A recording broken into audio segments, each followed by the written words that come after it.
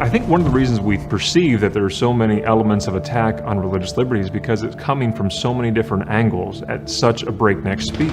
In Virginia, it is now a criminal offense to attend church services of more than 10 people. It makes any non-essential gathering a misdemeanor, punishable by up to a year in jail or a fine of $2,500. A church in Bedford is refusing to follow the governor's orders to close, and local police are in a pinch, unsure whether or not they can or should file charges. Now that is frightening, and it is absolutely about as un-American as anything ever could be, and an incredible abuse of power. These left-wing groups prevail only because we surrender. Atheists argued before a federal appeals court that the Ground Zero Cross, as it is now known, should not be featured in the 9/11 museum. The first time in nearly 100 years, the St. Bernard Nativity might have to miss the Christmas holiday. The nativity scene basically is an insult to human nature. Teaching Satanism in schools sounds like the stuff of horror movies. The After School Satan Club project, I think it'll be a growing presence. The Ten Commandments is getting the heave-ho from a high school near Pittsburgh. A man who wishes to invoke Satan during prayer at a city meeting will be allowed to do so, citing freedom of speech. Their whole goal is not really free speech. Their goal is to shut speech down. They want to silence everyone who disagrees. After a far-left blog highlighted some anti-gay marriage and pro-life comments they made, liberal activists demanded the network pull the plug on the show. They are anti-Christ. They hate Christianity. What the f***? And because they don't believe the Bible, they demand that those who do throw away the Bible. Well, Christianity is a plague on mankind. Your Bible. You're littering. Your Bible. The removal of God fundamentally changes the foundation of our country and, frankly, the direction of the country. I think it ultimately results in the disintegration of the republic. High school football coach Joe Kennedy lost his job for praying after games. A Marine who was court-martialed for taping a Bible verse to her computer takes her appeal to the nation's highest military court today. One of the most decorated fire chiefs in America was fired because of his Christian faith. So I was completely shocked. Had no idea that expressing what the Bible said, even in my public capacity, would cost my childhood dream come true fairy tale career to come to an end. I can imagine. I mean, that is shocking just to hear it even now, years later. You know, we have a constitution that guarantees the right to practice our religion freely, the right to free speech, the right to freedom of association. And yet, when it comes to biblical Christianity, all these seem to be thrown out the door. How does that happen? So we were called to the local police station, and we thought we were getting our long-term residence permits. So we went down very happily, and instead they said, we're going to deport you. So that was a surprise, but that can happen. Except then they didn't deport us, and they kept us. They released me after 13 days and kept Andrew for 2 years. And then it just developed into this huge political thing where we were caught in something between the two countries. I'm sure it was for both of you. Just as someone who prayed for your release, wow, thank you. The whole country was just blown away that this had happened to you. It's a state statute. It's well within the statute. We're doing everything. Going back this way, partner. All right, thank you. David, that is unbelievable. Our Friday 5 email has repeatedly covered efforts by the city of Charlotte to impose all kinds of limits on what happens on the sidewalks in front of the abortion clinic on Latrobe Drive. Did you ever think that you would be arrested for praying there? Tell us what happened. No, I had no idea it was going to be like this. I had seen what happened with Justin in Greensboro the week before, and I knew, okay, we are, as Cities for Life, we're a federally recognized 501c3 public charity. So I knew we're fine. And we had also, as an organization, decided to practice social distancing, go down to a skeleton crew. We only have 2 to 4 sidewalk counselors out there at any time. You know, we draw sidewalk chalk on the sidewalk to make sure we stay separate. So we were way above board. And then when Justin and our attorney, Jason Osterreich, gave me a call Saturday morning, it was 7:30. I was drinking coffee, reading my Bible, and I see Justin Reeder call me, and I'm like, oh, boy. One of my favorite quotes is by an old Irish soldier who fought in the Civil War. And he said his father had to be a servant to a landlord and to a lord and to a rich man back in Ireland. But he said the reason why he was fighting in the war was because in this nation, every man is his own king. And it's not about where you start, it's about where you can go. Wow. And that is a great quote. And that is the premise of why I am so vehemently opposed to abortion, other than the fact that it simply flies in the face of my Christian faith, is that it ends the promise of human life. And it ends the promise of what people can become in this great nation. Tammy, what a great job you have done for more than a decade on issues that are important to all of us: pro-family, pro-life, and religious liberty. What do you think about these proposals to change voting in November? I am adamantly against everybody voting by mail. There's already an absentee ballot structure in place if people are not able to get to the voting booth. But and I think this is very unfortunate that Speaker Pelosi has tried to take advantage of this crisis, essentially to push her agenda, which has nothing to do with this crisis itself. And she delayed the third bill for 4 days, trying to get, in my opinion, which was a bunch of nonsense, in the bill that had nothing to do with this crisis. It was about climate change. It was about outlawing voter ID in the country. A lot of different things. We need to stick with what we know is right. We're not at any point right now where we need to mail in ballots. And to be honest with you, you talk about risk of voter fraud. That would go through the roof if you have no way to identify that person being able to send in that particular ballot. That is fraught with peril, and I think she would love that. So adamantly against it. I think there's a correlation here, between what your church is experiencing and what you experienced when you walked into the Woolworth's lunch counter. What criteria should Christians consider when deciding whether to remain silent and obey the government orders or to push back, especially in a situation where the government is not acting right? Or it says in the Bible, as for me and my house, we're going to serve the Lord. And fortunately, we live in a country where our Declaration of Independence is so profound in that second sentence, which says, we hold these truths to be self-evident, that all men are created equal, that they have been endowed by their Creator with certain inalienable rights, and that among these are life, liberty, and pursuit of happiness. And governments are put in place to protect those rights.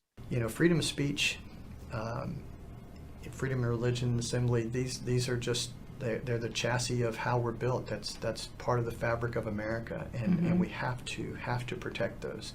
Well, I can tell you that once I became a born-again Christian, I think conversion experiences that happen late in life, that there's a lot of, you're very zealous because you want to make up for all those wasted years. And so I would say that I was on fire for the Lord. Not that I did not proselytize in the classroom. I respected those boundaries, but I was very kingdom-minded. And one of the things that the Lord impressed on my mind was that my life was not about me. It's really about Him. But as you homeschool, you'll start learning. It's amazing. The Lord will, if you're seeking Him, He will direct your path, and He will show you what's the best thing to do for your kids. I look at the way my mom homeschooled us, and I would say I think I had more social opportunities just because of the flexibility of my schedule. And I'm sure Angie and Brenda would look at the way they've homeschooled their kids and say absolutely the same. He wouldn't even have the opportunity to take calculus or trig. He's been able to broaden his horizons. He's been able to explore things that weren't offered. He's had that opportunity in those smaller settings to kind of grow at his pace, So it's been life-changing. I want to show you a couple of video clips. Okay. Both are from Governor Roy Cooper talking about the Opportunity Scholarship Program. Okay. So I'm going to hand you this and show you the first clip. Okay. Private school vouchers, Opportunity Scholarship Program. Your budget proposal calls for phasing that program out. Why? Accountability. So our public schools, our charter schools, have to be accountable to the taxpayers about how we invest taxpayer money and to show performance for that investment. But I'm a taxpayer, and my son's school is accountable to me because even though he gets a scholarship, I still have tuition to pay. So they are accountable. I see his scores. I don't understand how he doesn't feel like they're accountable. State published the results that show their accountability and their progress. So I would encourage Governor Cooper to come visit this school that he says is not accountable. Come talk to me. Good evening, and thank you for joining us tonight. We're so glad that you're here, and we will be starting the program in 5 minutes. So thank you for being here.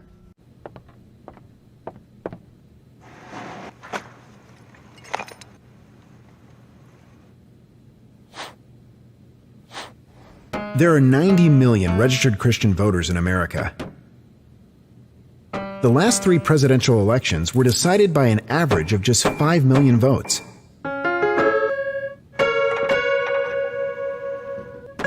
If Christians get involved, we can change the tune of this election.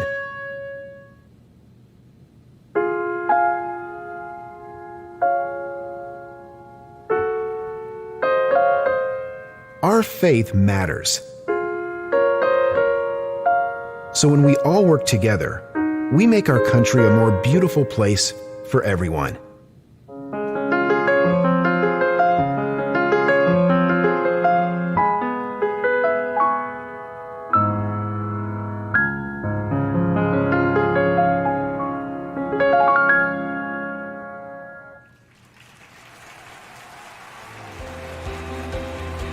Together, we can make a difference.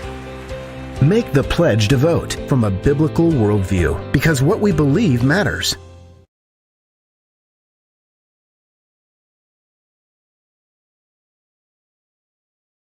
Hello, I'm Joyce Kravick. I represent Senate District 31 in the North Carolina Senate.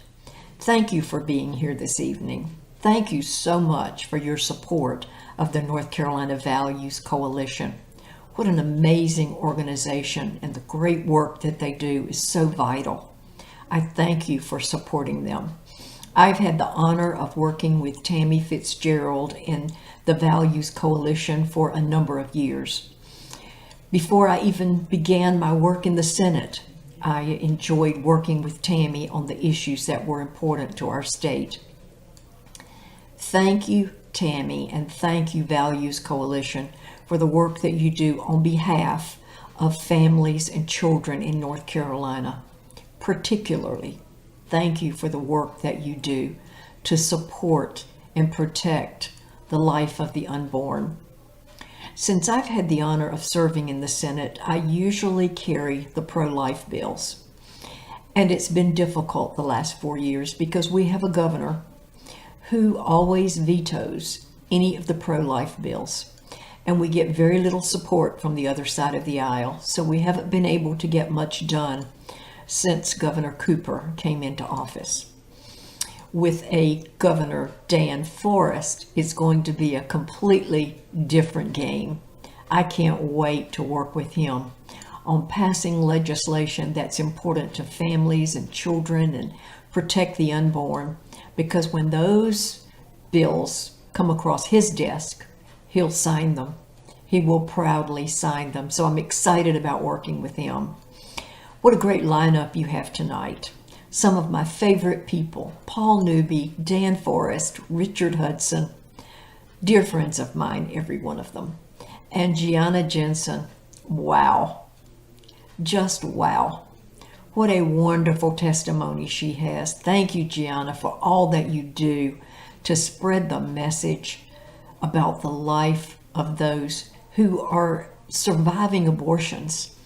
People think it just doesn't happen, but you are living proof. And thank you for carrying that message. Thank you all again. Great to be with you.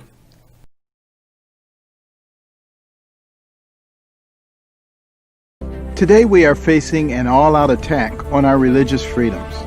We need to turn things around, or the America we grew up with will be gone, along with our freedoms. This November, make your voice count, and together we can turn America around. Make the pledge to vote.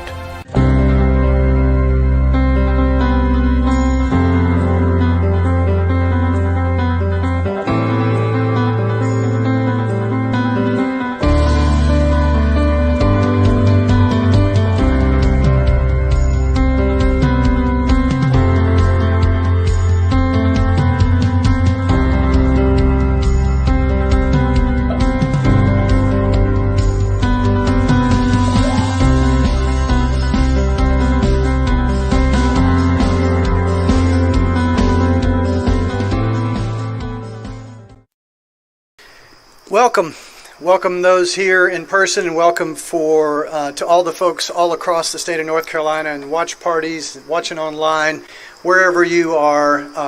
Welcome.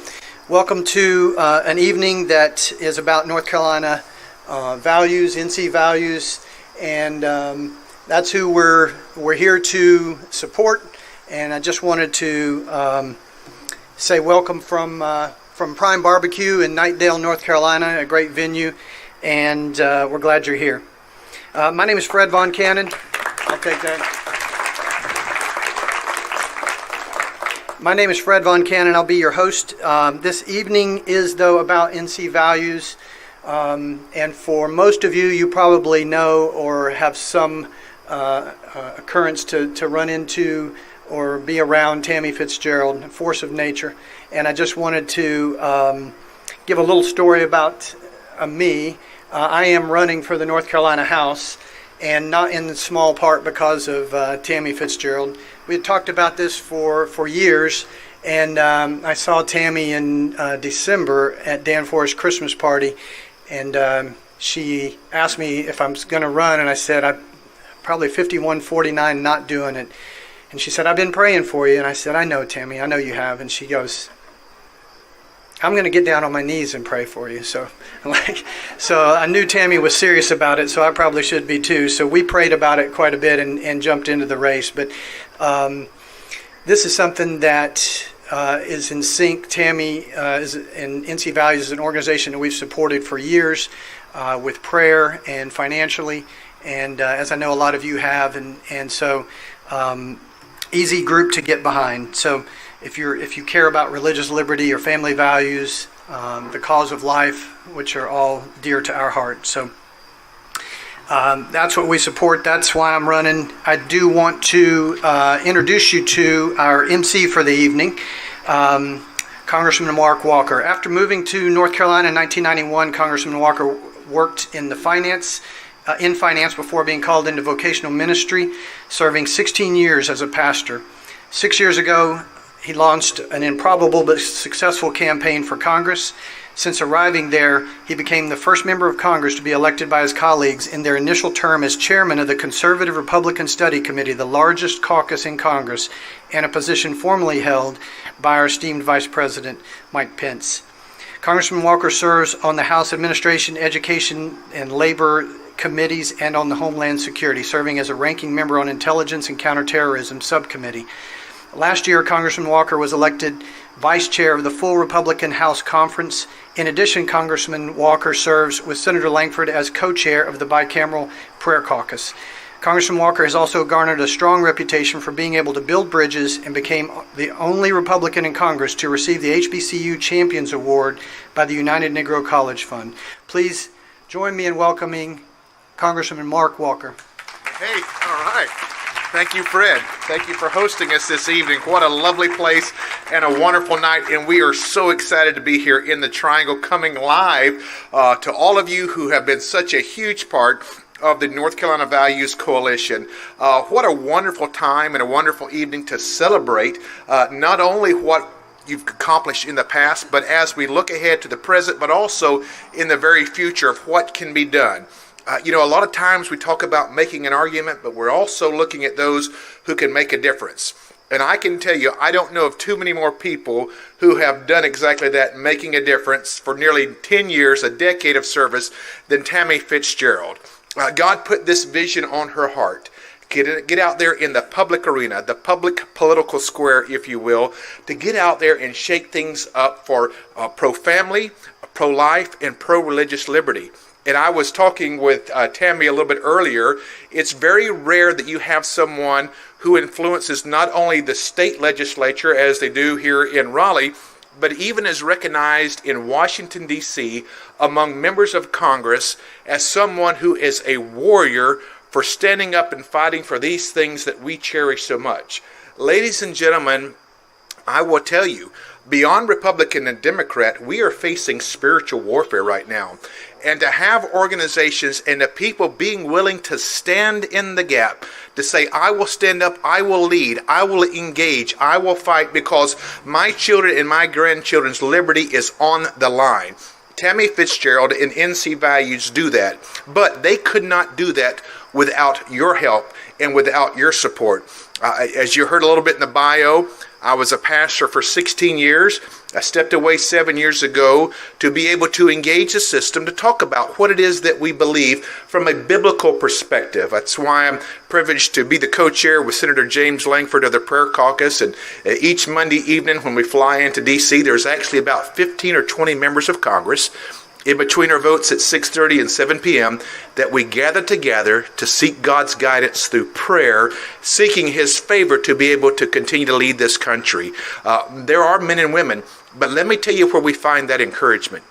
We find the encouragements from organizations and leaders like Tammy Fitzgerald and NC Values to know there are people back home who are willing to come in and lift up our arms at times to stay in the fight, to stay engaged, to know that we have people fighting for the same causes back home is one of the most encouraging things that we can ever happen in our lives. So tonight, we want to make sure that you're staying engaged. We've got a lot of live supporters here in Raleigh. I know there's a lot of people watching online tonight, and there's a way that you can get engaged right now. If you like to text, there's a number here, 888-448-8774. Let me give you that number one more time, 888-444-8774. And if you've got your smartphone or you're close on your computer there, you can also go to ncvalues.org. That's ncvalues.org. I encourage you, continue to make a difference. Allow Tammy, allow NC Values to be a strong voice. Listen, we're on the front lines right now in a battle that we've never seen. That is why this election, it is not cliche to say this is the most important election of our lifetime. What's at stake and what's coming out of D.C., what's coming out of our state houses, is not only to strip away our religious liberty. Let me ask you this. Did we think even 2, 3, 4 years ago that we would literally have to pass a law that if a baby survived a botched abortion, that you would have to pass a law to sustain its life? That's where we are right now. But here's the good news. Through your support and through organizations like NC Values, you are making a difference. Look at the third Supreme Court justice getting ready to be nominated.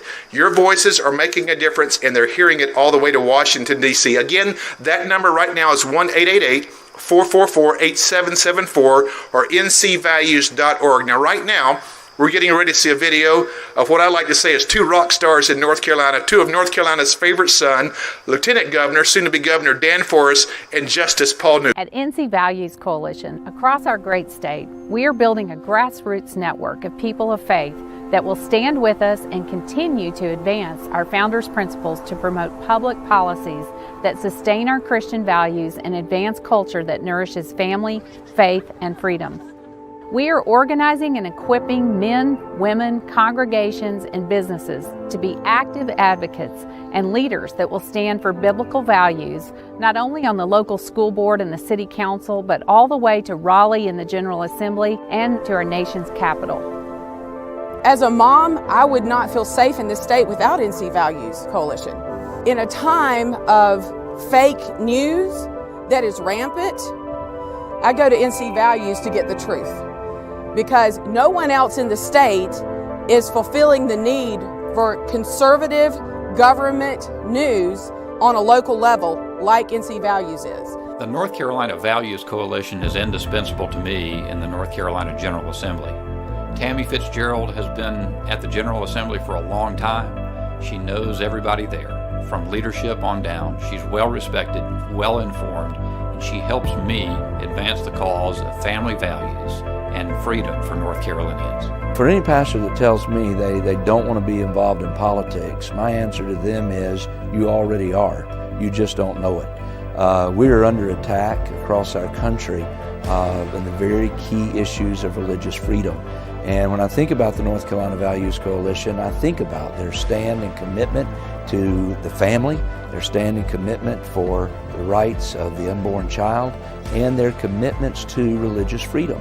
And those things together are at the heart of, as we share the gospel and the principles of God's Word, are things that must be stood upon and they must be defended. There are small communities all across America and North Carolina where men and women are living and working according to their beliefs and even voting that way.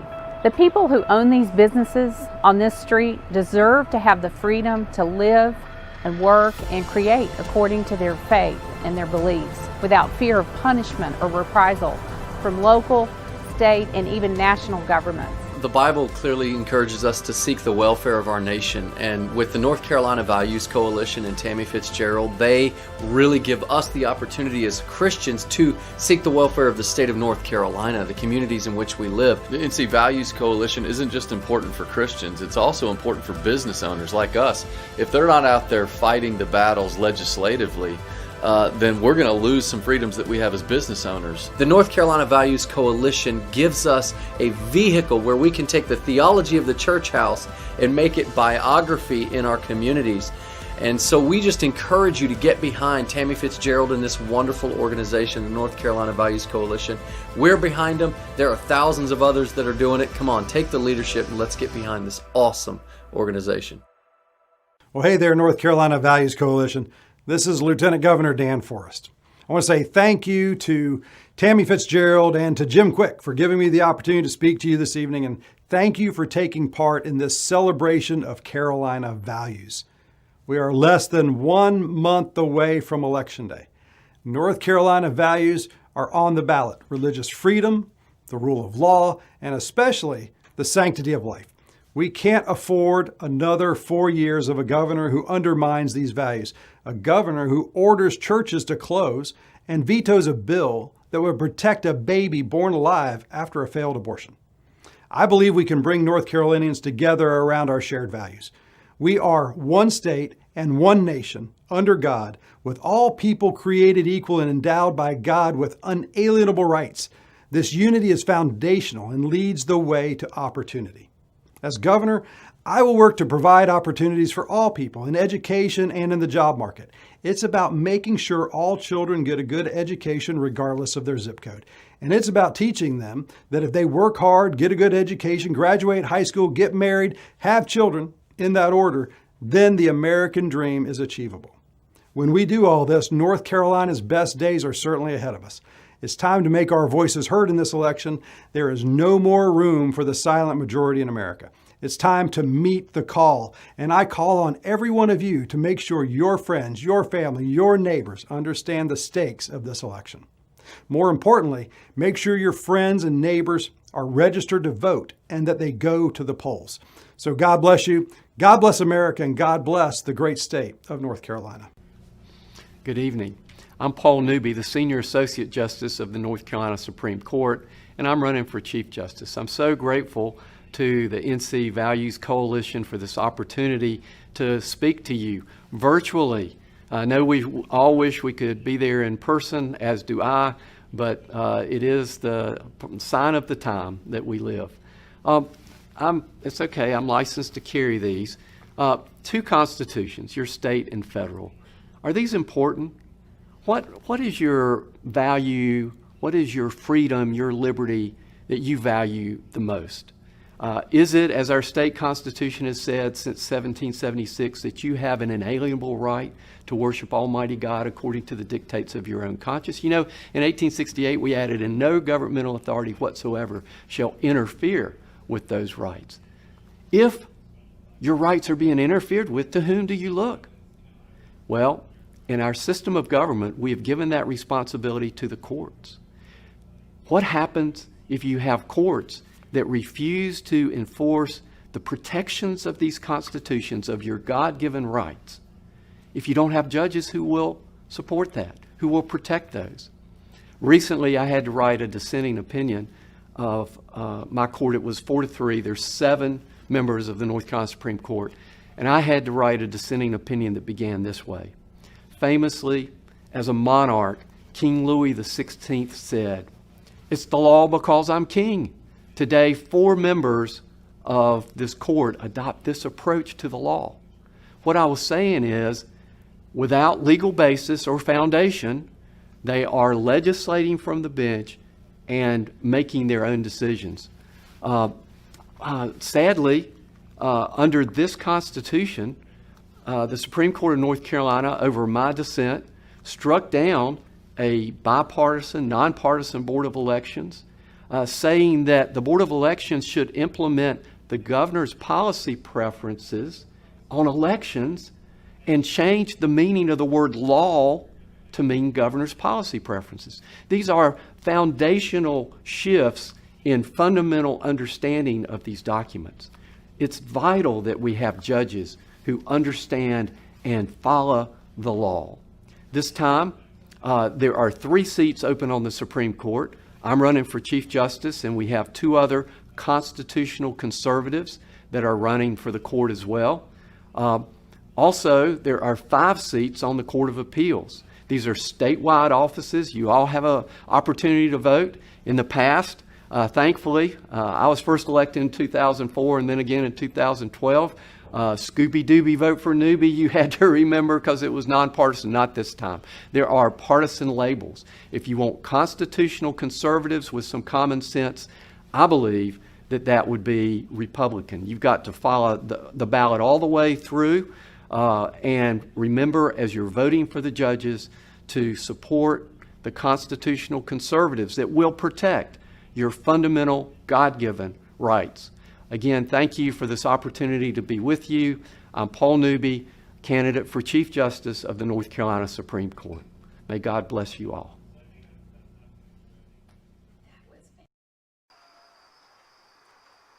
Last year, the North Carolina Values Coalition helped advance the Born Alive Abortion Survivors Act through the General Assembly.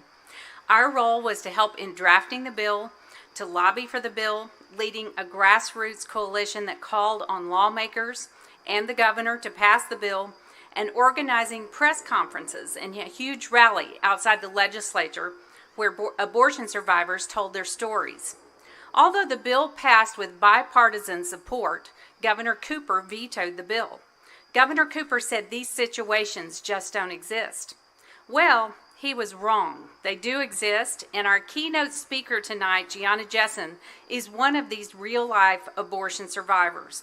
She actually came to North Carolina during the veto override process to convince legislators that they should override Governor Cooper's veto. And the North Carolina Values Coalition has produced an ad this year that is now running on digital media about another real-life abortion survivor who lives right here in North Carolina. This brave young woman has stepped forward to tell her story to advocate for abortion survivors like her. The ad contrasts Governor Cooper's veto of the Born Alive Abortion Survivors Act against Dan Forest's support for abortion survivors and the pro-life issue. One of the reasons your support for the North Carolina Values Coalition is so important is that it enables us to lead efforts like the Born Alive bill. Even when bills like this don't pass, which sometimes happens, our efforts are still important because we get to craft the narrative, we get to educate the public through news reports and our own communications about what abortion is, what Born Alive survivors are. And then we force legislators to take votes on these issues so that they have to take a stand. And finally, we use those votes to then help us get rid of those anti-pro-life legislators. So you see that we're busy using those votes to help elect people who are pro-life to the General Assembly. Now, we're very honored to have with us tonight the Speaker of the House, Tim Moore, who gave up his gavel during the debate on the Born Alive bill so he could sit on the House floor and give a passionate speech about the right of babies born during an abortion to receive medical treatment. He also held a press conference earlier that day with Gianna Jessen, where the press was forced to hear her excruciating story. You should have seen their faces. They couldn't believe they heard it. Then he recognized Gianna Jessen as she sat in the gallery, and he told the story about her life, about how she was born, to the legislators who would soon have to vote on the veto override. Now, Speaker Moore is a man of faith who leads our State House of Representatives with the values our coalition advances. He is a true conservative, not just on the issues of life and religious freedom, but also on economic issues that drive our economy and our job production. He's also a school choice advocate. We're thankful for his leadership in the House and his presence here tonight. Would you join me in welcoming Speaker of the House, Tim Moore?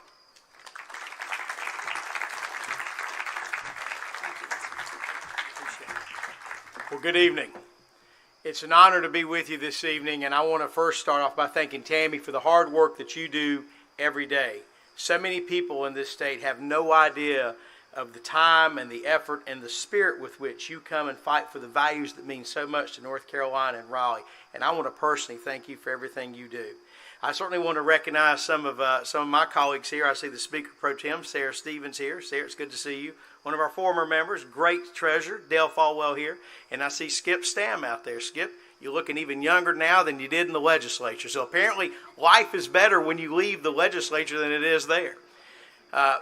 Let me just talk a little bit about where we are and what I've seen around this state. And you've heard from two great leaders who spoke to you just before I did. That, of course, is Lieutenant Governor Forrest and our Chief Justice, Paul Newby.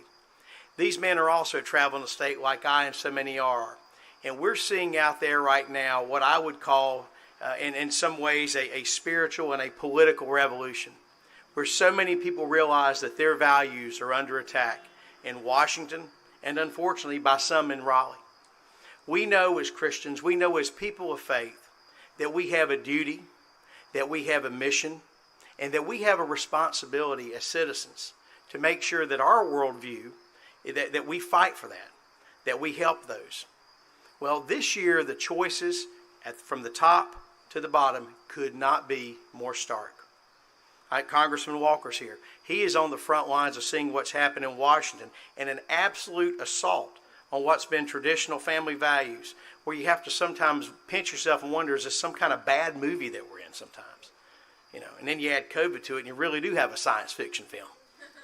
You know, it is this year where we dealt with on the Born Alive bill. When we countered that bill, when we talked about it, I thought, who in their right mind would be opposed to this? And we had some saying, oh, they're going to come out against it. And I misjudged that one. I thought, who could actually oppose a bill that says, regardless of what someone's intent was when they went in, if that baby was born and that baby is alive and a viable baby right there, why would you not do all you can to save that child? That should be as common sense as anything else. But my friends, the far left has gone not to the edge, they've gone off the edge. And I think they have lost their way. They have lost sight of some very basic principles. And that's why it is important this year, more than ever, that folks of faith get out there and are heard. I can tell you that this coalition, that the work that it does in educating and informing everyone in this state, from Manio to Murphy, about the issues that are going on, is absolutely critical. Because let's be honest, you don't exactly get the best coverage if you're just picking up the newspaper, or you're reading online, or you're watching the TV news. You know, the stories that were there of the survivor who came and told us exactly what she went through. The fact that a face was put to this story, this isn't some abstract concept. It is truly a choice between life or death. Things such as, are we going to enforce the laws? Are we going to allow lawless mobs to destroy businesses, churches, homes? And think about one other thing. For the first time that I know of, and the guy who would know for sure is Skip, because he can quote the Magna Carta. But for the first time in the history of the state, we had a governor who said, you cannot go to church. Has that ever happened before, Skip?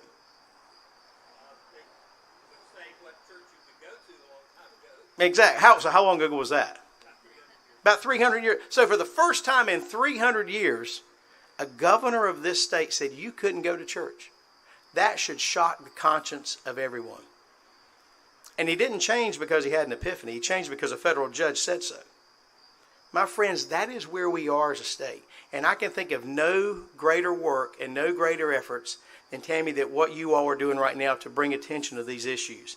I thank you for what you do every day. I appreciate your service, and I appreciate those of you who are here. Please do all you can to support this organization, because it truly is making a difference in life and death and for the very spiritual soul of this state. Thank you all, and God bless. I was born 23 weeks early. I was 1 pound and 8 ounces, and I was in NICU for about 4 months after I was born on oxygen. And my right arm is partially paralyzed, so I don't really have much use of my hand. And then since I was in NICU for about 4 months, the oxygen tubes that went through my vocal cords, they left my vocal cords about partially paralyzed. My faith really plays a big part of like who I am and how I go about everything that I do. My church has always been encouraging, but I just like really want others to know that if there are people like me and that we do exist, and knowing that I'm here to serve God and His kingdom is just what I'm here to do. I know that He gave me a second chance at life because I am here to tell my story. If I was born today, I might not have survived. How cruel do you have to be to allow a newborn infant to die? Who wouldn't protect the life of an innocent baby? Governor Cooper said situations like mine just don't exist. He put politics ahead of saving precious babies like me. Why am I telling you this? Because I exist. That baby was almost me. I was born when my mother tried to abort me. We need a governor like Dan Forest who will protect abortion survivors like me. We're here today to discuss the veto override bill, which will happen today relative to Senate Bill 359, also known as the Born Alive legislation. This is not about abortion. This is about taking care of infants that have survived an abortion. This is about life, taking care of an innocent human being.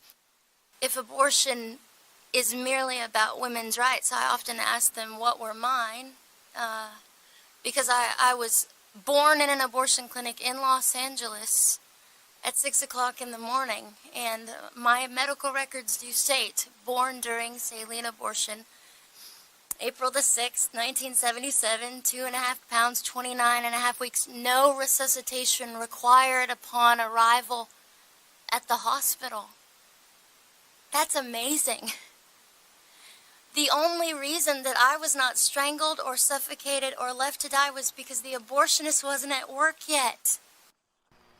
Powerful testimony, isn't it? Well, welcome, Gianna Jessen.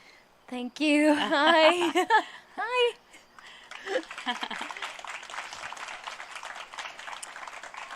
Gianna, take us back to that day at the General Assembly last year.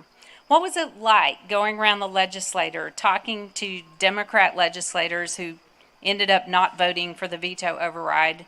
And then what did it feel like to sit there in the gallery and watch those legislators vote against your life? Well, first, if I may, as I was thinking before I came up here, it says in the Bible that a woman who fears the Lord will be praised and praised at the city gates. And that's what's happening to you. And I honor you and I bless you. Thank you. That's so kind. Thank you. Going back to that day, should I be honest? Yes. Okay, then I'll be honest. Most of them didn't want to hear from me. And they kept the doors shut. And I walked and I walked and I walked. And they kept the doors shut. But this isn't my first rodeo, ladies and gentlemen. And they just kept their doors shut. Except, I thought to myself, with this one person, I'm just not going to leave. And I sat in this person's lobby, office area. Outer office. Very tiny. And his secretary was highly kind, but highly uncomfortable, because I just kept sitting there. And I thought, I'm not leaving. And I just sat there till he couldn't ignore me anymore. And finally, he let me in. And I looked at him and I said, "Sir, do you believe in God? Are you a Christian?" "Yes, ma'am. Yes, I am."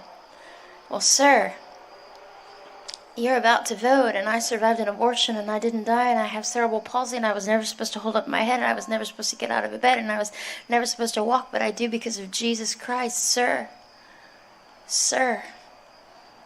do you understand what you're about to do?" "Well, I don't know what I'm going to do. I don't know what I'm going to do."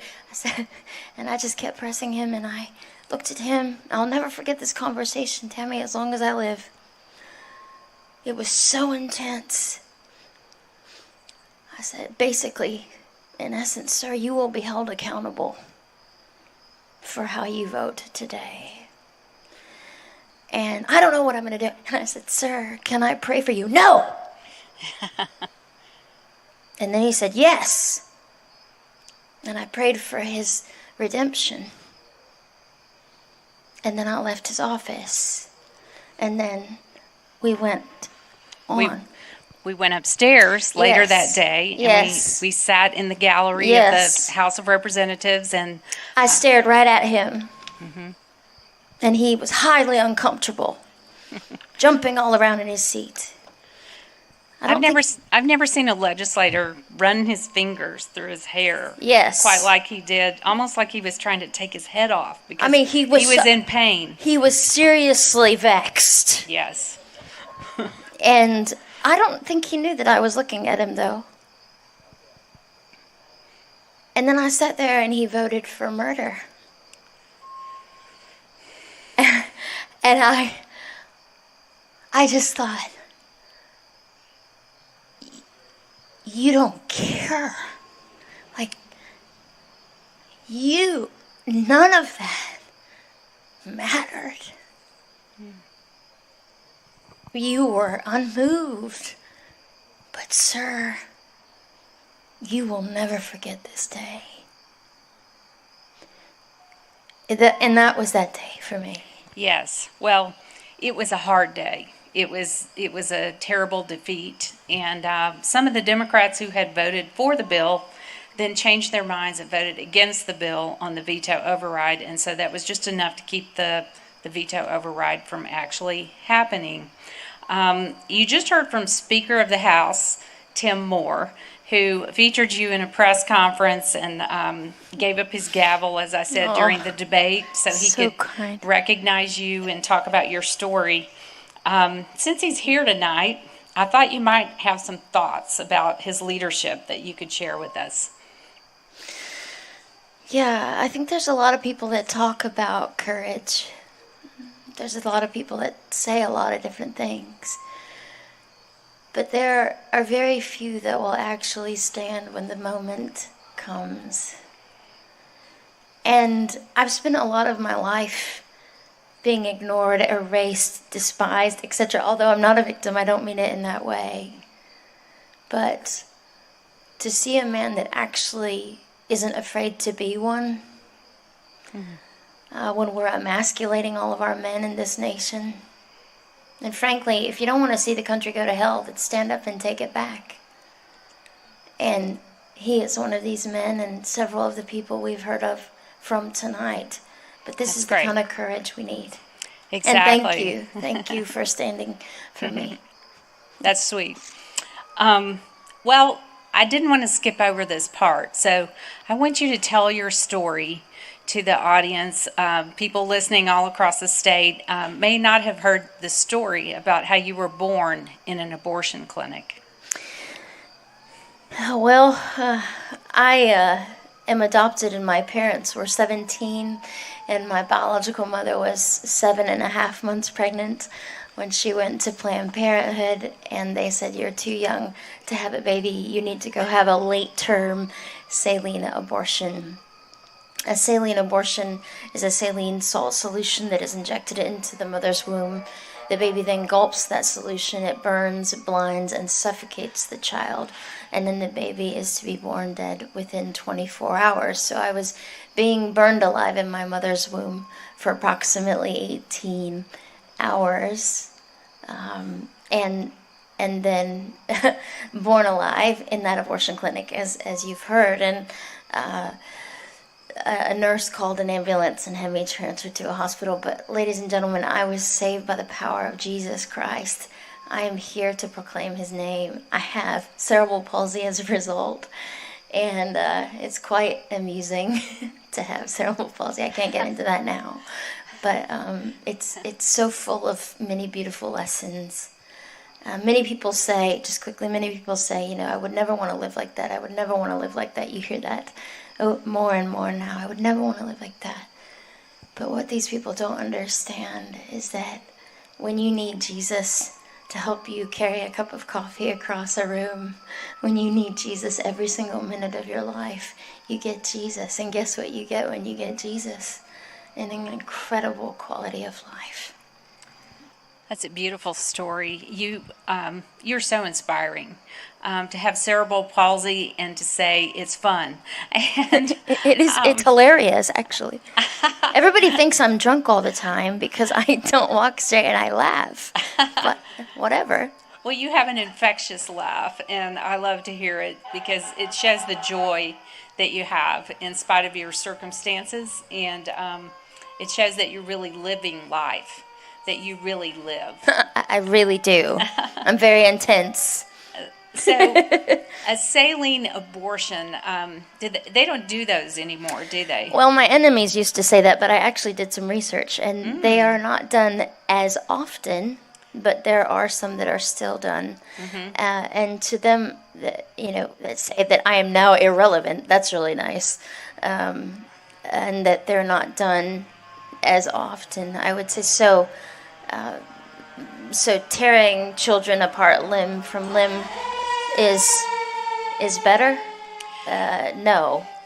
But also, you know what just came to mind, I think it's very important just quickly, is I know that there are people listening that have had abortions or paid for them, or, whatever their story may be, and just hearing this is ripping their heart out. And I just want to say that there is now, therefore, no condemnation for those who are in Christ Jesus, that the only person I've ever met that can free you from that, no matter how it has come into your life and your story, is Christ Jesus. But I'm not here to condemn you, but to show you and hopefully tell you how to be free. And I've forgiven my biological mother and told her so. That's wonderful. Tell us how you found out that you were a survivor of abortion. Well, because my life is so weird, it happened on Christmas Day. Oh. Whatever. What timing. I know. Yeah. But as I said, I was adopted, and though my adoption was difficult, I came downstairs on Christmas Day. I was 12, and I had already been through a lifetime of things. And I always asked my adoptive mother, why do I have cerebral palsy? Why do I have cerebral palsy? And I was never happy with her answer, which was because you were a premature baby or because you had a traumatic birth. But this day she said, do you really want to know? And I said, yeah. And I promise you, just as she was about to tell me, I looked at her and I said, I was aborted, right? Wow. Something in you. The Holy Spirit just told me right before she was about to tell me. And she said, right? And in my 12-year-old sort of tenacious sort of way, I said, well, at least I have cerebral palsy for an interesting reason. And I just say that to say that I think that the Lord prepared me right at that second so that he was holding me together, that it wouldn't crush me. He is my best friend. Praise Jesus. He really is my best friend. We can see that in you. I hope so. It's evident in your eyes and your smile. So tell us, what made you decide that you wanted to become a pro-life activist, that you wanted to go around and tell people your story? That's a hard story to tell. Well, again, to the weirdness of my life, I didn't sit down and say, oh, let me just be a speaker now. And let me write a book. No, the first time I told my story was in a Mexican food restaurant in front of 10 people in California at 14. It was probably a terrible speech. But I did that, and a newspaper reporter was there and wrote an article in the newspaper, and that went all over the country. Wow. And here we are almost 30 years later. Yeah. And I kept thinking, oh, this will end soon, and this will end soon. And now I just go where the Lord opens the door, and because I know it's about the gospel. Well, he's used you in mighty ways, I know. Not only to talk about abortion survivors and the fact they exist, but to help women who have had abortions, because you're so kind and loving. And thank you for that example. A question I had was, as an abortion survivor, how did it make you feel when President Trump signed the executive order? I made a video. I saw it. You were in your workout clothes. I was. No makeup. So what did President Trump do? Oh, I love him. I love him. And he's going to love me. No, what was the question? The Born Alive executive order that he just signed, last week or the week before? Last week, I think. Yeah, what does it do? Protects abortion survivors. I mean, that ensures that they receive the respect and the proper medical care that they deserve.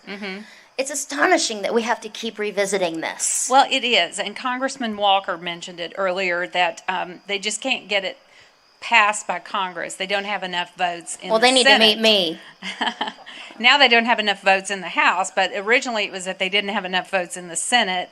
And so President Trump just went around Congress, in essence, and he passed an executive order that says not just abortion survivors, but all babies that are born prematurely have to be given life-saving medical treatment. And, of course, that includes abortion survivors. Yes. And so wasn't that brilliant? Oh, it was so amazing. And I thanked him on my video, and I mean, this is the most demonstratively pro-life president that we have had. And I'm so grateful for that. I'm so grateful that he's as courageous as he is and so willing to stand for for religious freedom, for the unborn, for all these things. So I was so elated about that. I was too. So it was fun to watch your video. I'm so proud of him. Well, so we have this really important election coming up on November the 3rd, and abortion is on the ballot. We've got Amy Coney Barrett. Come on. Has been nominated, set for confirmation. What can we do as pro-life voters to help make sure that we elect the right people to pass the kind of legislation that we need for people like you, Gianna? What can we do? We pray, Lord Jesus, help. Lord Jesus, help, because it's a spiritual battle. This is a war that we're in, as we all have been talking about all evening, and I know that those that don't know Jesus may think that we have lost our minds, but even the Bible confirms that. It says that we will look like fools to you. But this is a spiritual battle. We need to not just... We need to not be passive, which is what's so heartening to me about this night, is that I'm surrounded by people who are actually doing something, but with such grace, such kindness, and such courage to take a friend to vote, to really and this business. I do hear that this vexes me, if I may, for a moment, say that I'll hear from Christians, well, how can you vote for Trump because of his Twitter feed or whatever else they're irritated about. So you're going to avenge your offense by allowing infanticide? Exactly. Yeah, just look at the results. I mean, you can live with that. Yeah. No, we need Christians who don't just say, oh, I love Jesus, and then let all of the children die. And I mean, because, with every life spared from abortion, generations are spared. We haven't just lost 60 million children, ladies and gentlemen. We've lost the children's children and the children's children's children, and their blood cries from the ground like that of the blood of Abel to the Lord. And I am so tired of hearing so many Christians parrot people who do not know God and allowing all of this wickedness.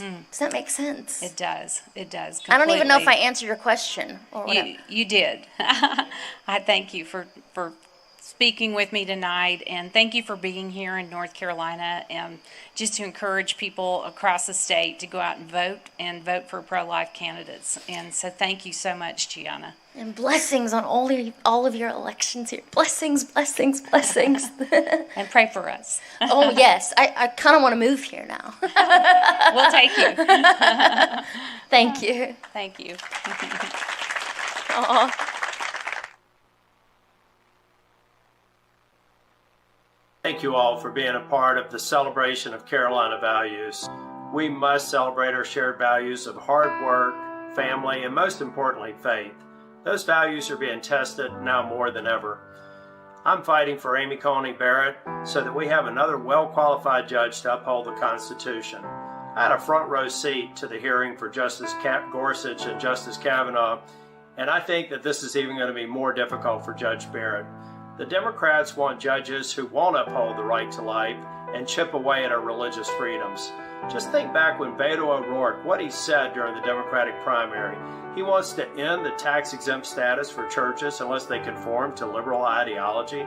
You all understand the consequences of this election, but everyone must know that if Chuck Schumer gets the gavel, he'll get rid of the filibuster, he will pack the Supreme Court with liberal judges who will reverse all the gains that we've made. So from now until November, we have to fight. We have to share our message, and we have to uphold our conservative values. Thank you for being here this evening. God bless you for all the work you've done, and thank you in advance for all the work that you will do between now and November the 3rd. Good evening. Hi, I'm Congressman Dan Bishop. I support the North Carolina Values Coalition because their unwavering commitment to life, liberty, and family has never been more important than now.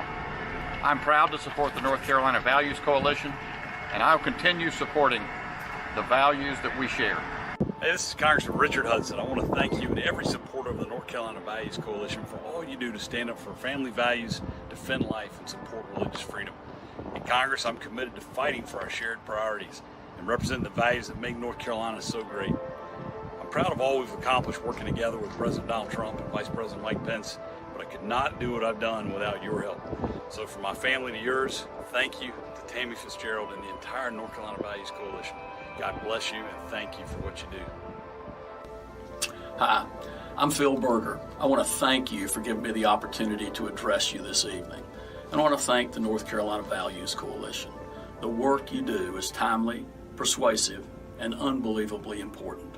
I cannot overstate that point.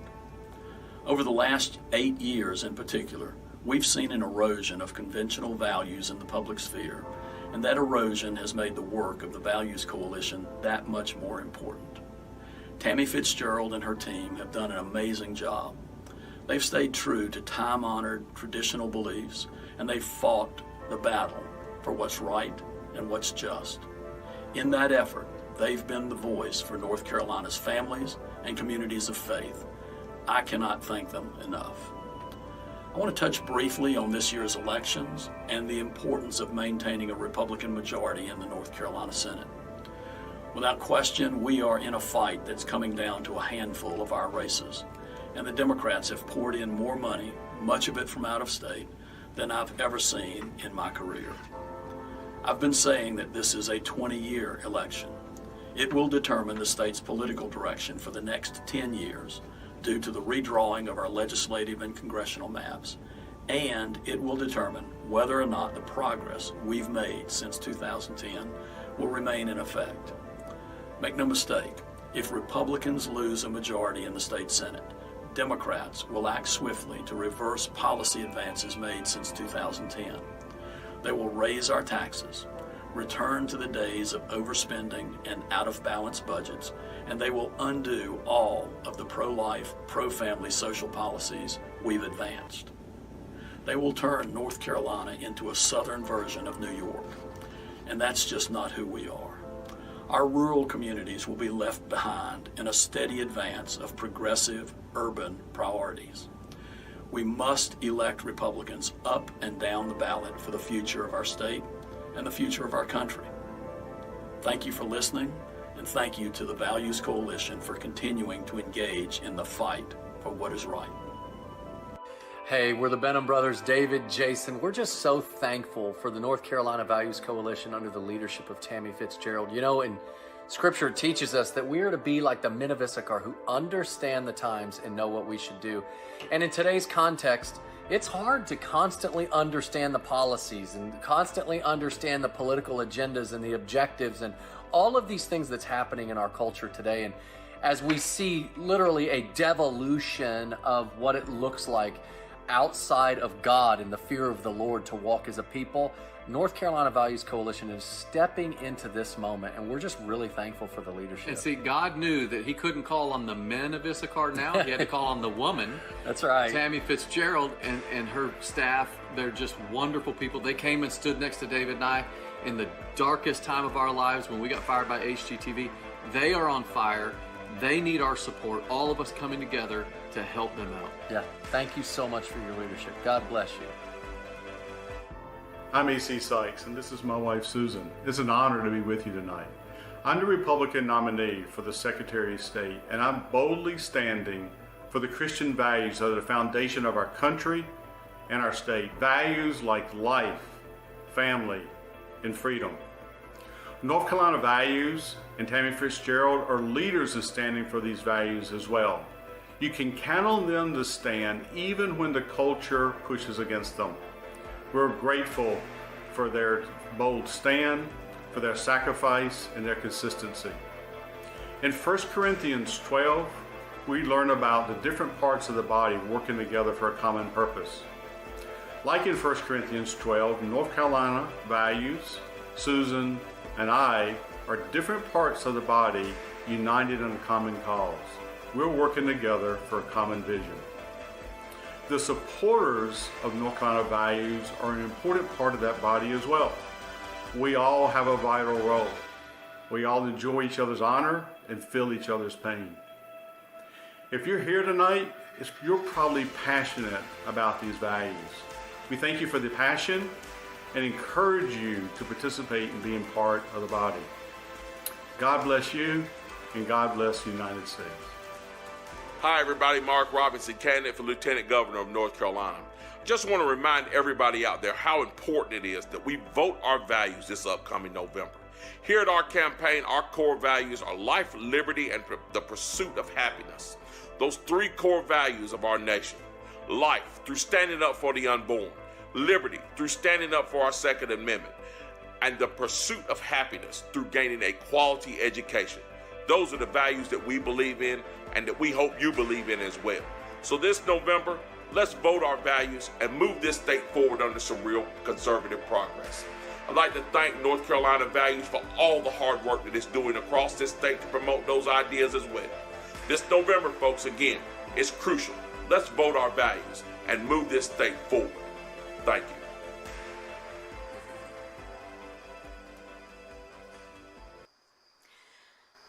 I think you've seen the quality of candidates that we have running this year, and we wanted to bring you a number of candidates who share your values. So I hope you got to know some of these people.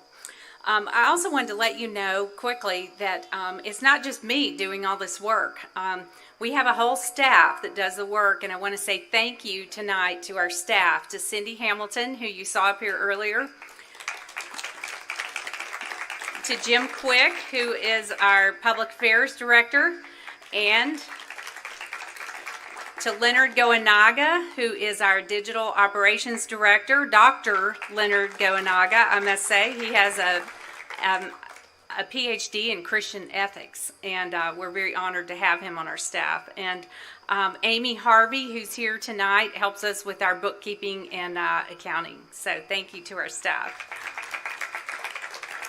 Now, every year we give out some awards, and this year we have some really stellar people that we want to honor with awards for their public service.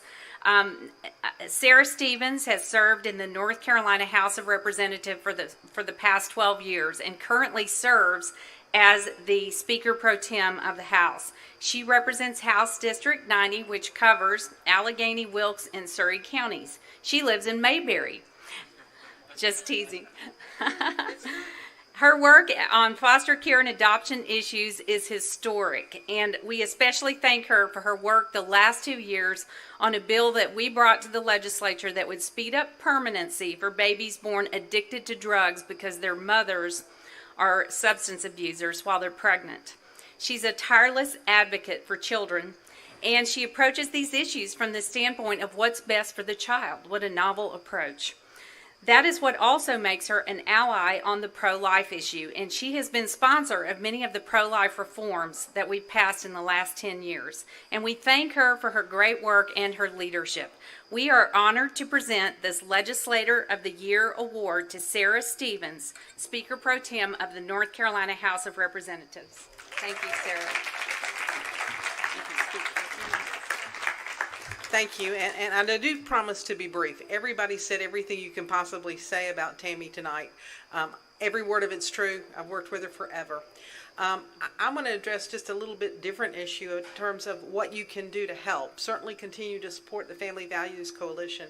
But as I talked to Fred Von Cannon tonight, he talked about praying as to whether he should be running for office. And in essence, that's what happened to me.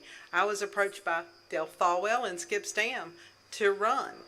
I'm in Mayberry. I'm in a nice, safe little town that has all these great family values. Why did I need to come down here?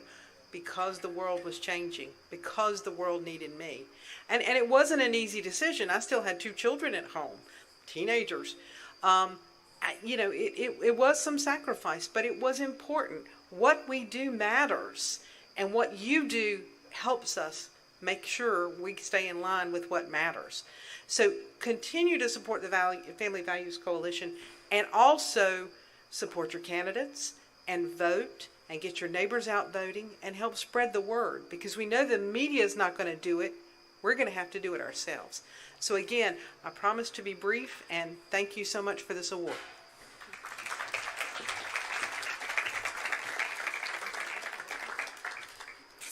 Dale Falwell has a legacy of devoting his life to public service. 8 years on the Forsyth County Board of Education, 8 years in the North Carolina House of Representatives, rising to become the Speaker Pro Tem like Sarah, 4 years as Assistant Secretary of Commerce in charge of the Unemployment Security Division, where he inherited a $2.7 billion debt and paid it off and created a $1 billion surplus in 30 months. And for the last 3.5 years, Dale has served as our state treasurer. He's the 28th state treasurer, the first Republican since Reconstruction. And as the keeper of the public purse, he's responsible for a $100 billion state pension fund that provides retirement benefits for more than 900,000 teachers, law enforcement officers, and other public workers. It's 8 times larger than the state budget, the 26th largest pool of public money in the world. And under Dale's leadership, the pension plan was rated among the top 5 highest funded in the country and won accolades for proactive management and for funding discipline. And in 2018, the state's coveted AAA bond rating was reaffirmed by every major rating agency, making it only one of 13 states in the country with that distinction. It is our high honor tonight to present to Treasurer Dale Falwell our Champion of the Family Award. Congratulations, Dale.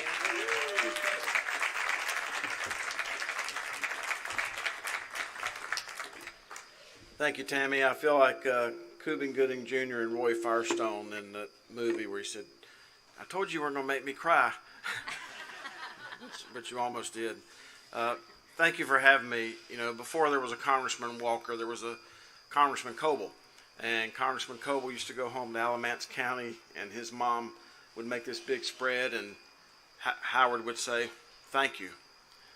And his mom would say, "Well, Howard, it just doesn't jump up on the table by itself."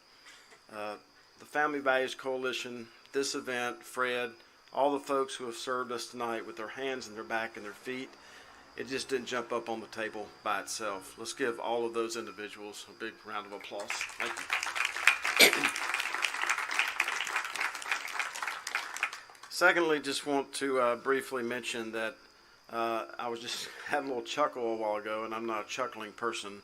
Anybody who knows me knows that. when Tammy said you should have seen the look on their faces, how many of you have been in Tammy's presence when you've had one of those? You should have seen the look on their faces moments. Raise your hand. Come on. All of us, right? We've all had that moment. And Tammy, I just want to thank you. You know, Maya Angelou, who used to be a neighbor of mine, said that when a person shows you who they are the first time, you should believe them. What I've seen from Tammy Fitzgerald and the whole team here, what they've showed me the first time I got to Raleigh in the legislature, you should believe them, because that's exactly who they are, and that's exactly who they've been. As I think about this award, I want to thank you for honoring me. I also want to tell you that it's not easy to receive awards like this, but it's fairly simple. It's simple because the root word of conservative is to conserve. The root word of liberal is to liberate. Where could our state and our country be right now if people just conserved and liberated?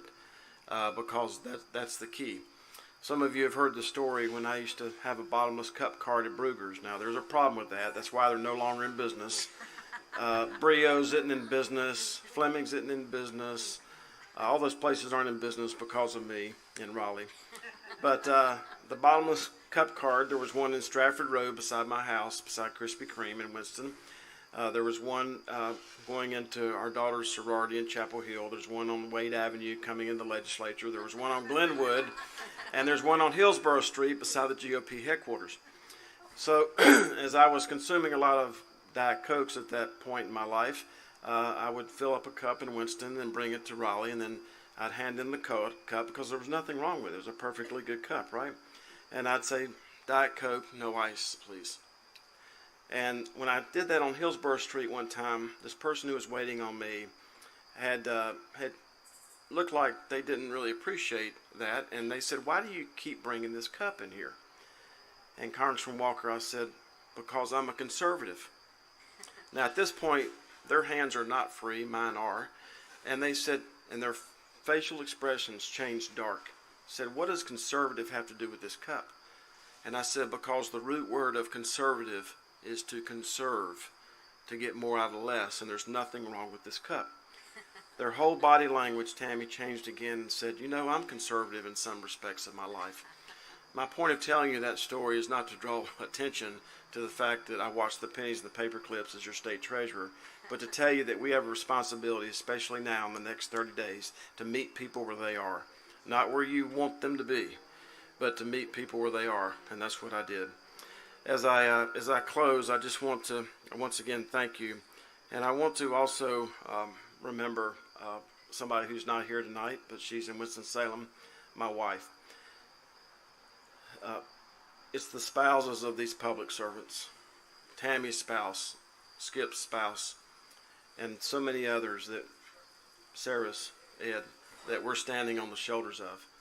Because when we're up here getting these awards and getting these speeches, they're the ones that sometimes taking the emails and the phone calls that nobody likes. My wife, for those of you who have never met her, is one of those things that is so beautiful that she doesn't have to draw any attention to herself. There's only a few things in the world that are so beautiful, they just are. They don't have to draw any attention to themselves. And I close by saying this. What does it mean to take time away from my life, my wife, my friends, my routines, my motorcycles in Winston-Salem, and come to be a public servant to save lives, minds, and money over the last 15 years? It really simply means one thing. If you're going to really take time away from things that you truly love, and you go to those things and you do it halfway, what does that really say about those things that you say you love?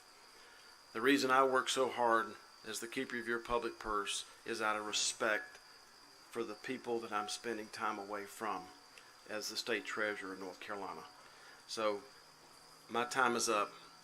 God bless all of you, and thank you so much for this award. Have a great evening.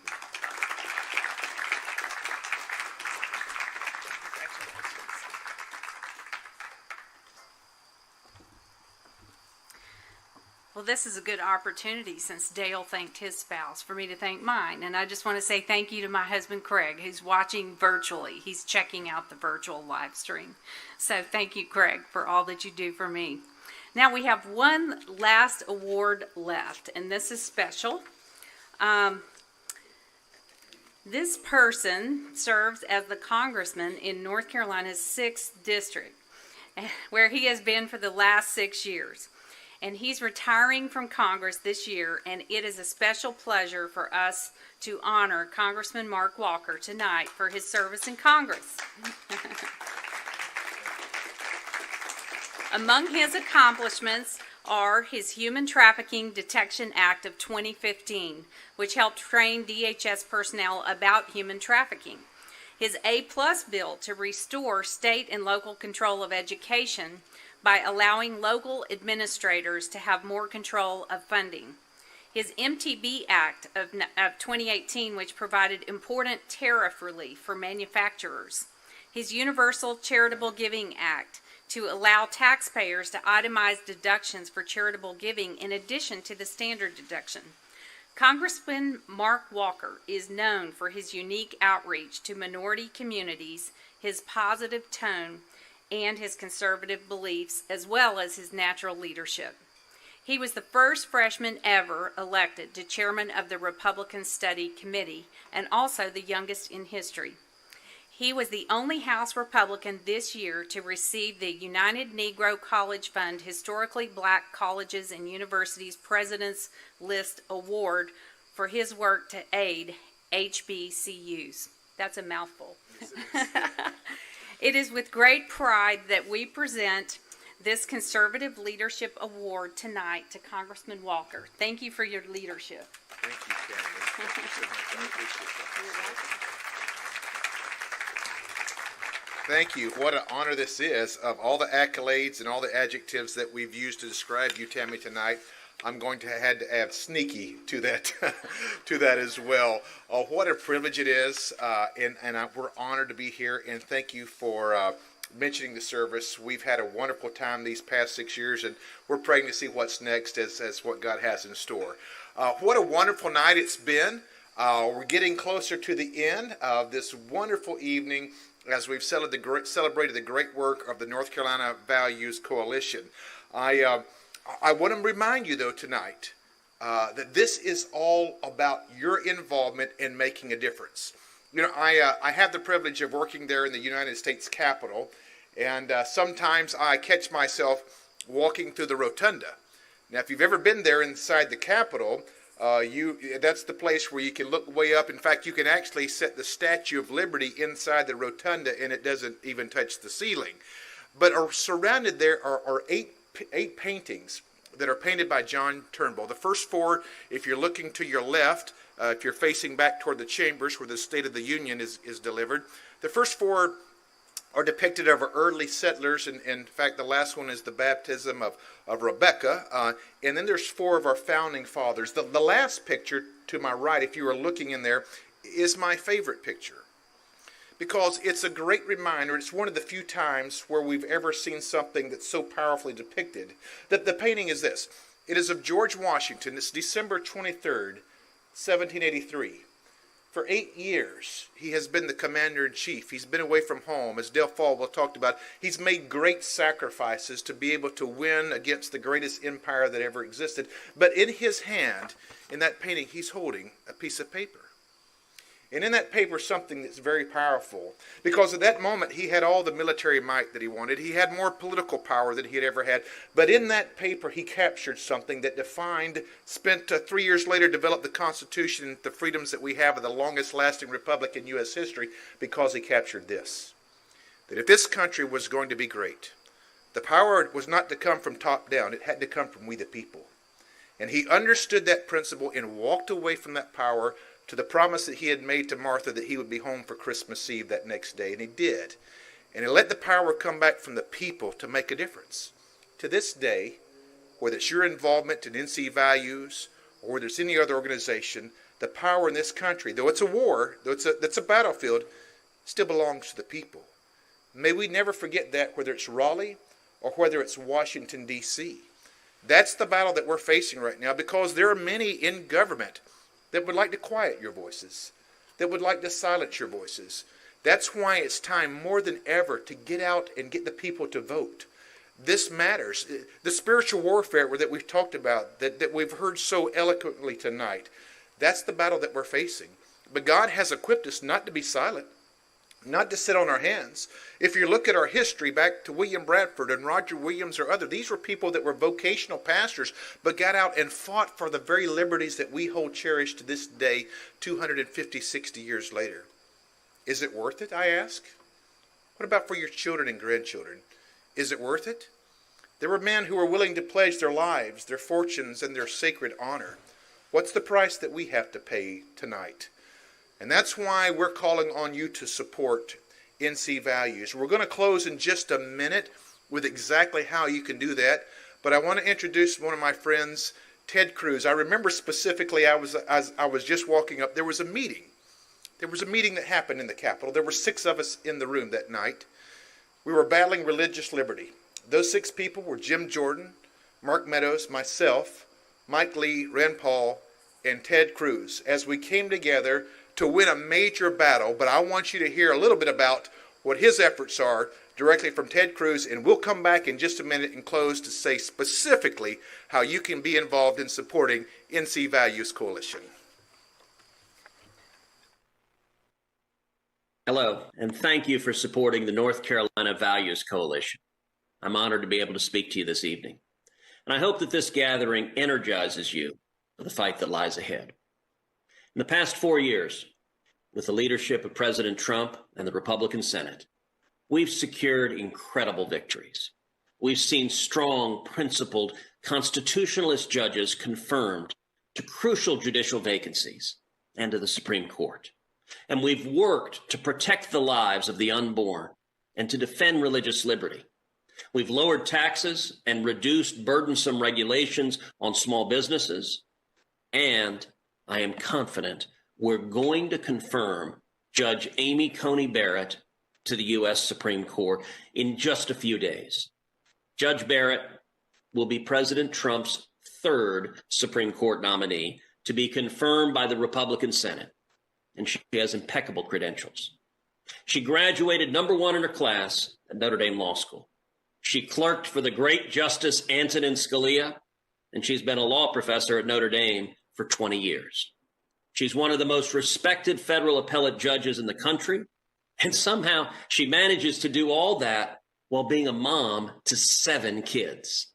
I have to admit, I don't know how she does the latter, much less everything else that Judge Barrett manages to do at the same time. And I'll tell you, I think the president's decision to nominate Judge Barrett may well have been the most important decision of his presidency. As I write in my new book that came out just last week, One Vote Away, How a Single Supreme Court Seat Can Change History. On so many issues, we're just a single vote away from losing our liberties, such as religious liberty and the right to keep and bear arms, and seeing our country fundamentally changed. In making this nomination, the president is fulfilling the promise that he made to the American people. And likewise, I expect that the Senate will confirm Judge Barrett and do so before Election Day. And when the Senate does so, we will be honoring the promise we made to the American people to confirm principled constitutionalists to the Supreme Court. Despite these hard-earned victories, we speak at a critical moment for our nation. For months, we've seen violent, radical anarchists terrorize and destroy our beloved communities. We've seen churches firebombed, small businesses burned to the ground, police officers murdered. And far too many Democrats have failed to condemn the riots as leftist mobs threaten our communities. We're less than a month out from one of the most consequential presidential elections in our nation's history. Democrats don't want this election to focus on substance because they know they can't win on the merits. They know that Republicans win this election if it is based on ideas. We win this election if it's about free enterprise versus socialism. We win this election if it's about the rule of the law and the Constitution versus riots in the street. That's why your leadership is so important. While we've had tremendous victories in the past 4 years, the fight isn't over. With your leadership, we can continue fighting for conservative principles and continue delivering results. In 2016 and again in 2018, we won because thousands of patriots like you knocked on doors, made phone calls, made donations, and turned out your friends and neighbors to vote. We have to do it again in 2020, to re-elect President Trump, to keep the Senate, and to fight to take the House and take the gavel out of Nancy Pelosi's hands. Tom Tillis will be fighting right alongside me in the U.S. Senate to confirm Judge Barrett. And in the state, we need my friend E.C. Sykes as Secretary of State. E.C. will be a champion for conservative values. He's an outsider who spent his life as a businessman and not as a career politician. We need more state leaders across the country like E.C., and we need to help elect these leaders. The stakes are incredibly high. Every vote is critical, so turn out and vote. And let's win North Carolina for President Trump. Let's win North Carolina for Tom Tillis. Let's win North Carolina for E.C. Sykes. Thank you for standing and fighting for our nation. Thank you for your faithfulness to our Constitution. God bless you. Thank you, Senator Cruz. As we wrap up tonight, I want to ask you a question. Does God call you anywhere that you're exempt from being a light for Jesus Christ? We know the answer to that. Whether it's in the halls of Congress, that serving like Senator Ted Cruz or myself, whether it's in your churches, your homes, whether it's with Tammy Fitzgerald at North Carolina Values Coalition, the answer is no. So therefore, we are called to action. Not only do we need to vote, but we need to get out there and support great organizations. And tonight, our focus is on the NC Value Coalition. What are you going to do right now to engage? What is your call to action this very evening? Well, you can move immediately by texting values to 1-888-444-8774. Again, text values to 888-444-8774. Or if it's more convenient, you can go straight to the internet, the World Wide Web, at ncvalues.org. I urge you this evening not only just to hear the message, but to be a doer of the message, to engage, to make a difference. We know that NC Values Coalition is making a huge difference, both in Raleigh and in D.C., both on the state level and the national level. This is your opportunity to engage, to make a huge difference. Tammy Fitzgerald, for nearly a decade, has proven with integrity and tireless work and service that you can trust her in NC Values Coalition. I urge you now, 1-888-444-8774 or ncvalues.org. Thank you so much. God bless, and thanks for joining us this evening. And please pay attention to our closing credits and the music. God bless you and have a wonderful night.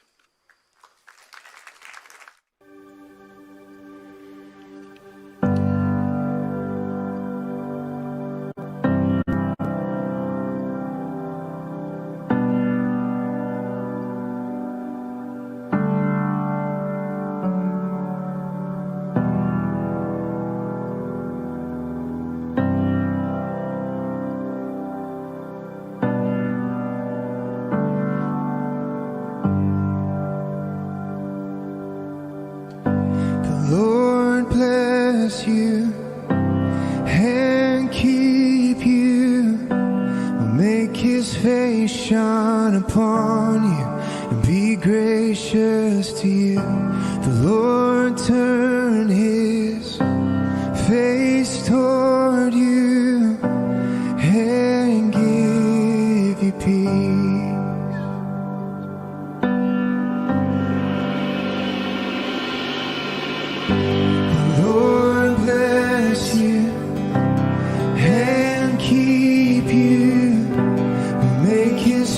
Shine upon you and be gracious to you. The Lord turn his face toward you and give you peace.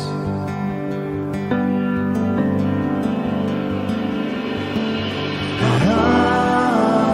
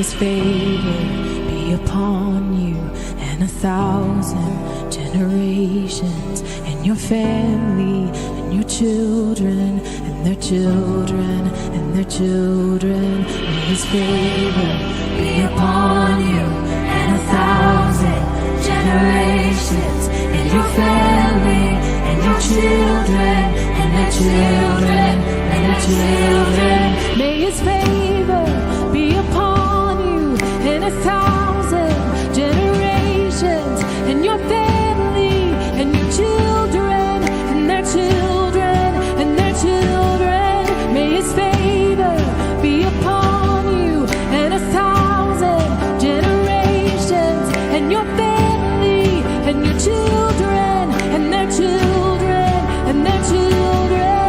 May his presence go before you and behind you and beside you, all around you and within you.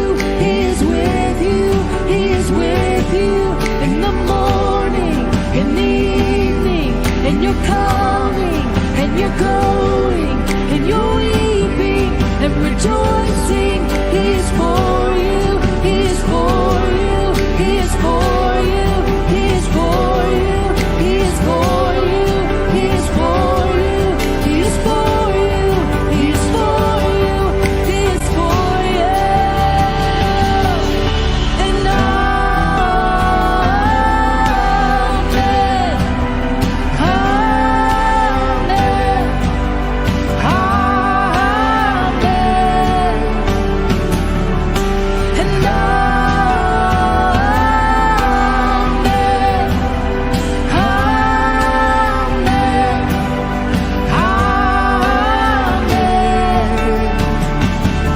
may his favor be upon you and 1,000 generations, and your family and your children and their children and their children. May his favor be upon you and 1,000 generations, and your family and your children and their children